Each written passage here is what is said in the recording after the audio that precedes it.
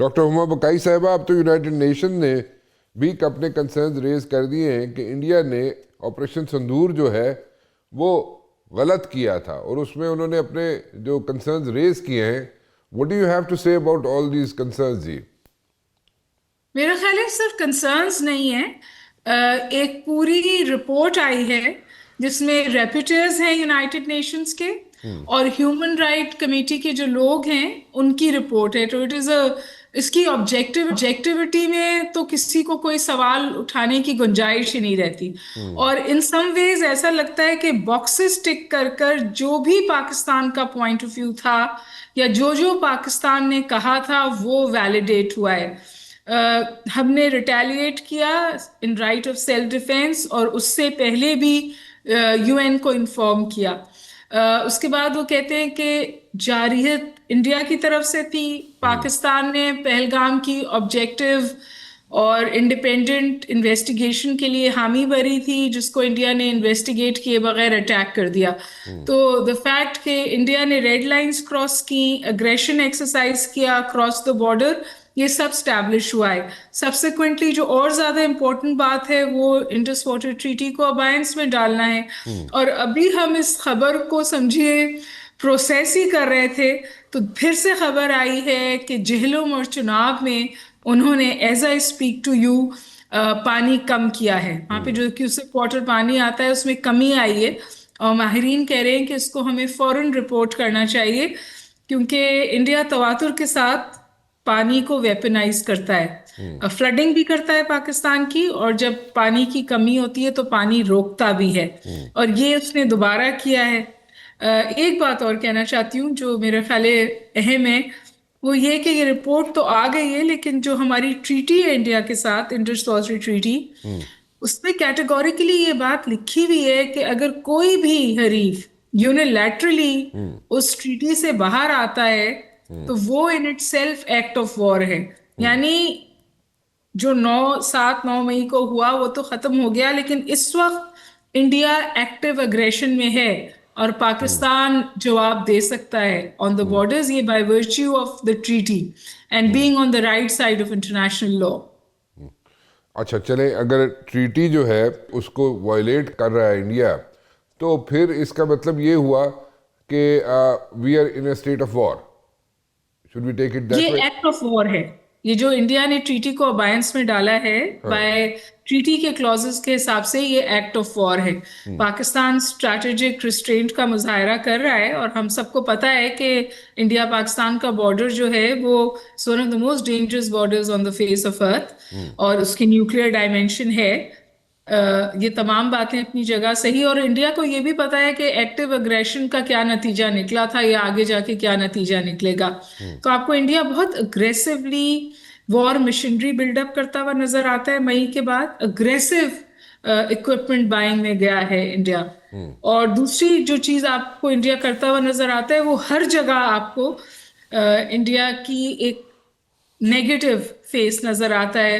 अफगानिस्तान की सूरत हाल देख लीजिए, बांग्लादेश में जो इस वक्त सूरत हाल है, उन्होंने तकरीबन क्रॉस बॉर्डर टेररिज्म करवाया है, किसी को मारा है, एक हम्म. स्टूडेंट लीडर को, और फिर जिसने मारा है वो भाग के भारत गए। उससे पहले हसीना बाजिद भी वहीं पर हैं। तो ओवरऑल आपको India being on the wrong side of international law. पहले हम कहते थे जो कि जो यूएन की रेजोल्यूशंस की वायलेशंस हैं ये शायद सिर्फ ऑक्यूपाइड कश्मीर तक महदूद हैं, लेकिन ऐसा लगता है कि इंडिया लिटरली यूनाइटेड नेशंस को टोटली बाईपास करता है हम्म. और आपको रिफ्लेक्शन नजर आता है इजरायली बिहेवियर का इंडियन बिहेवियर में। हम्म. सो इसको इसको हम कैसे ले सकते हैं? हम इसको मतलब कि इसी तरह डिप्लोमेटिक फ्रंट पे ही हम इस पे अपने कंसर्न्स रेज करते रहेंगे, यूनाइटेड नेशन के लेवल पे कंसर्न्स रेज करते रहेंगे, या is there a possibility of another conflict between the two countries? मैं हमेशा ये बात कहती हूँ that the ball is in the Indian court. Hmm. अगर इंडिया वो उसी तरह की रेड लाइन क्रॉस करता है जो उसने मई में की थी, तो जाहिर है पाकिस्तान सेल्फ डिफेंस का इस्तेमाल करते हुए जवाब देगा।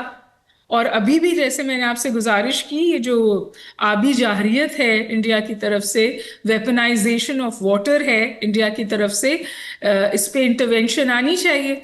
अगर ये इंटरवेंशन इंटरनेशनली नहीं आई या थ्रू कलेक्टिव सिक्योरिटी मैकेनिज्म्स नहीं आई, तो फिर पाकिस्तान के पास क्या ऑप्शन बचती है अपना सेल्फ इंटरेस्ट प्रोटेक्ट करने के लिए, कुजाय इसके कि फिर वो जवाब दे इंडिया को। अगर हम अफ़गानिस्तान की साइड पे जाएं डॉक्टर साहबा, तो वहाँ पे जो डैम्स की कंस्ट्रक्शन होने जा रही है, उसको हम कैसे लेंगे? वो भी तो एक एग्रेशन ऑफ वॉर ही होगा ना अगेंस्ट पाकिस्तान। वो slightly more tricky than this, क्योंकि हमारी कोई अफगानिस्तान के साथ ट्रीटी सो टू से नहीं। लेकिन जो अफगानिस्तान का रिवर सिस्टम है ना, वो it is also, it does not entirely favour Afghanistan. तो पाकिस्तान भी, अफगान सर्कुलर रिवर सिस्टम्स है, तो पाकिस्तान भी पानी रोक सकता है। और इसी तरह इंडिया को भी मेरा ख्याल है it should move forward with caution, क्योंकि अगर हम लोअर रिपेराइन स्टेट हैं पानी के हिसाब से इंडिया से, तो इंडिया भी लोअर रिपेराइन स्टेट है ब्रह्मपुत्रा से चाइना के हिसाब से। और चाइना भी डैम बिल्डिंग की बात कर रहा है, और चाइना अभी तक कोई ऐसी बात नहीं कर रहा कि वो इंडिया के पानी को रोकेगा। लेकिन अगर इंडिया इसको नॉर्म बनाता है, तो then India should be ready to test its own medicine. कितने चांसेस हैं कि इस वक्त जो मोदी हुकूमत है, हम तो बातें कर रहे थे कि मोदी हुकूमत शायद बैठ जाएगी cross the table with Pakistan और बैठ के कुछ सॉर्ट आउट करने की कोशिश करेगी इश्यूज, जो हमारे इश्यूज हैं बिटवीन इंडिया एंड पाकिस्तान। लेकिन अभी तो जो सिचुएशन लग रही है वो तो दूसरे हॉस्टाइल एटीट्यूड उसने अपनाया हुआ है इंडिया ने। सो दैट मीन्स के जो बातें चल रही थी या हो रही थी कि कोई ऐसी इन्वायरमेंट बन जाएगी जिसमें बैठ के बातचीत हो सकेगी बिटवीन इंडिया एंड पाकिस्तान, वो फिर वो ख़त्म। मेरे ख्याल में कभी भी सियासत में और इंटर स्टेट रिलेशंस में किसी भी चीज को खारिजुल इम्कान नहीं कहती। लेकिन इस वक्त जो माहौल बन रहा है उसमें आप वजह फरमा रहे हैं, ऐसा होता हुआ नजर नहीं आ रहा। लेकिन पाकिस्तान और चाइना के बीच में बहुत सारी ऐसी चीजें हो रही हैं जो इंडिया को ग्लोबल साउथ में मार्जिनलाइज कर रही हैं। फॉर एग्जाम्पल, मुझे और आपको पता है कि सार्क या रीजनल इंटीग्रेशन कोमा में चली गई है इंडिया के एटीट्यूड की वजह से, और कोई मूवमेंट नहीं हुई है मेरे ख्याल है 2014 के बाद, और 2019 के बाद तो बिल्कुल ही नहीं हुई है। तो अब लोग साका की बात कर रहे हैं, जहां ट्रायंगुलर रिलेशनशिप्स को स्ट्रेंथन करने की बात हो रही है, रीजनल इंटीग्रेशन की बात हो रही है, minus India. Bangladesh, China, Pakistan, China, Pakistan, Sri Lanka. और एक्चुअली अब there are reports that are saying कि अगर हम रीजनल इंटीग्रेशन साउथ एशिया की भारत का इंतजार नहीं कर सकती, तो कुछ प्रोग्रेस ग्राउंड पे पाकिस्तान भी कर रहा है, चाइना भी कर रहा है। अब देखना ये है, लाइक आई सेड, कि India needs to make the right kind of choices. अभी इंडिया हमें रिएक्टिव नजर आता है, उसका पूरा फोकस उसके इंटरनल इलेक्टोरल पॉलिटिक्स पे है।